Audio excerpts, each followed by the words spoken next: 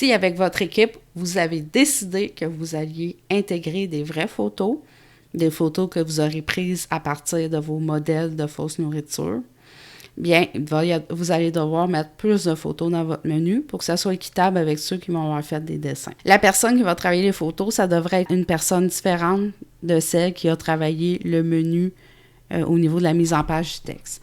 Donc, la personne devra ouvrir ses photos.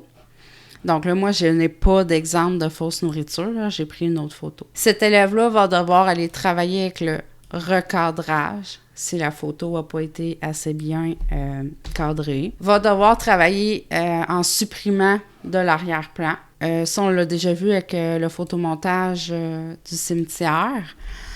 On peut venir travailler soit avec l'efface pour supprimer de l'arrière-plan.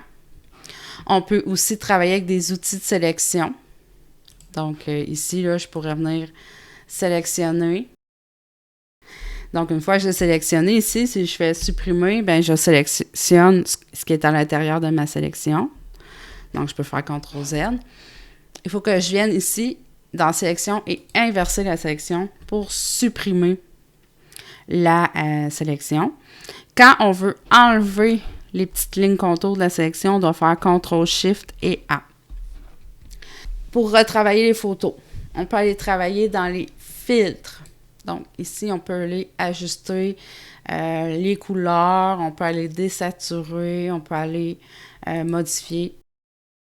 On peut aller modifier les couleurs de la photo.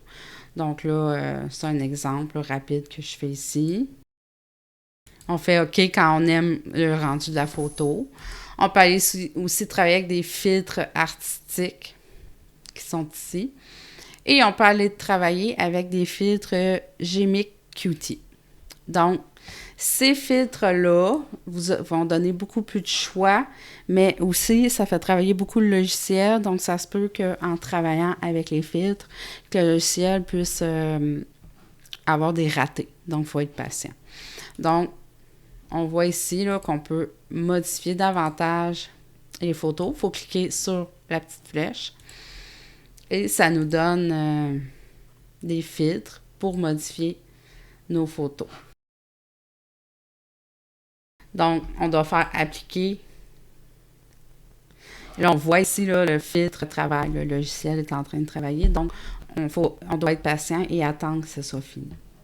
Ensuite, on fait OK. Et là, pour conserver la transparence, on doit faire Fichier, Enregistrer sous. On doit nommer notre photo qu'on a retravaillée. On va s'assurer qu'on a changé son format en PNG. Et on fait Enregistrer.